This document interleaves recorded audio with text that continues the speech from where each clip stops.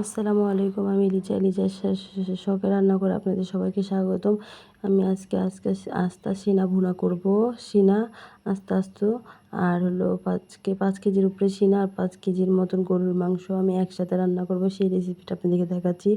আমি 19 পিস সিনা নিয়েছি। আমি গুনে নিয়েছি 19 পিস হয়েছে। তো প্রায় 5 কেজির উপরে হবে। আর গরুর মাংস 5 কেজির মতন হবে। প্রায় 10 কেজি 12 কেজির মতন হবে মাংস। তো আমি ওই মাংসগুলো রান্না করব। এখন আমি এক এক করে সব মশলা দিয়ে দিব। মাংসতে যে মশলা দেওয়া লাগে, এলাচি, দারচিনি, গোলমরিচ, লং, জয়ত্রী, জয়ফল, তারপরে জিরা বাটা, আদা বাটা, রসুন বাটা সব কিছু আমি দিয়ে ভালো করে তেজপাতা দিয়ে আমি ভালো করে মেখে তারপরে আমি 1 ঘন্টা রেস্টে রেখে দিব। 1 ঘন্টা পরে 1 ঘন্টা আমি চুলাতে বসাবো। আর এর ভিতরে আমি আরেকটা কাজ করেছি, ওটা আপনাদেরকে দেখাতে আসলে মনে নাই, ভুলে গেছি। আমি এখান থেকে মাংসটাকে ভালো করে মাখিয়ে 1 ঘন্টা রেস্টে রাখার পরে আমি মাংসগুলো এখান থেকে তুলে নিয়েছি। একটা বলে তুলে রেখে দিয়েছি। আর হলো গরুর সিনাগুলো আমি বসিয়ে দিব।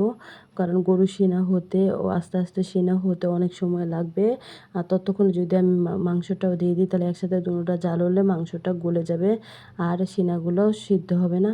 এই কারণে আমি 1 ঘন্টা মাংসটাকে রান্না করার পরে আমি ওই মাংসগুলো দিব। আর ভরা ড্যাগে মাংস বেশি থাকলে অল্প তাড়াতাড়ি সিদ্ধ হয়ে যায়। এই জন্য এই যে পরিমাণ মতন তেল দিয়ে দিয়েছি।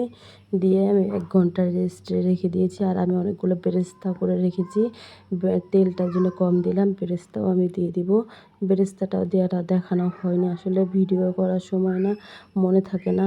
অনেক ঝামেলা, মেহমান অনেক এসেছে, অনেক রান্না বান্না অনেক কিছু, তার ভিতরে মনে থাকে না। শুধু একটা রেসিপি আমি আপনাদেরকে ভিডিও করে দেখালাম। আরগুলো ভিডিও করতে পারিনি কারণ সময়ের অভাব। আর মনে থাকে না এত কাজের ভিতরে। এই দেখেন আমার শিম মাংসটা এখন আমি চুলাতে বসিয়ে দিয়েছি। দিয়ে এখন এই যে পেঁয়াজ দিয়ে দিলাম। পেঁয়াজটা আমি পরে দিয়েছি। পেঁয়াজটা মাখানোর ভিতরে দিয়েছি না। এই দেখেন এখন আমি ভালো করে নেড়ে নিয়েছি। আর ভিতরে খালি শিন আর ভিতরে মাংস নয়। মাংসগুলো আমি রেখে দিয়েছি আরও 1 ঘন্টা মানে রেস্টে রেখে দিয়েছি।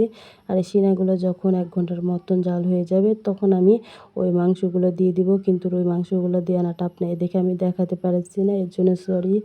আর ব্রেস্তাও আমি এর ভিতরে যখন হয়ে গেছে, হওয়ার 10 মিনিট 20 মিনিট আগে আমি 20 মিনিট আগে ব্রেস্তাগুলো দিয়ে দিয়েছি। আর আমার মাংসটা কি অনেক লোভনীয় হয়েছে, অনেক স্বাদ হয়েছে।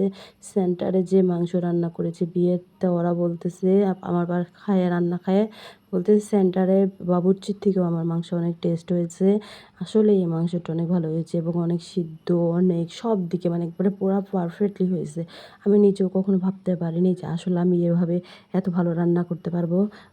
যদি আমার রান্না আপনাদের ভালো লাগে তাহলে লাইক কমেন্ট করবেন, শেয়ার করবেন। আর আপনারা একবার হলো যদি কখনো না আনে আমার মতন করে একবার ট্রাই করবেন। মাংসগুলোকে ম্যারিনেট করে পরে ছোটো মাংসগুলোকে তুলে রেখে বড় মাংসগুলো রান্না করবেন। আর যদি ভালো লাগে লাইক কমেন্ট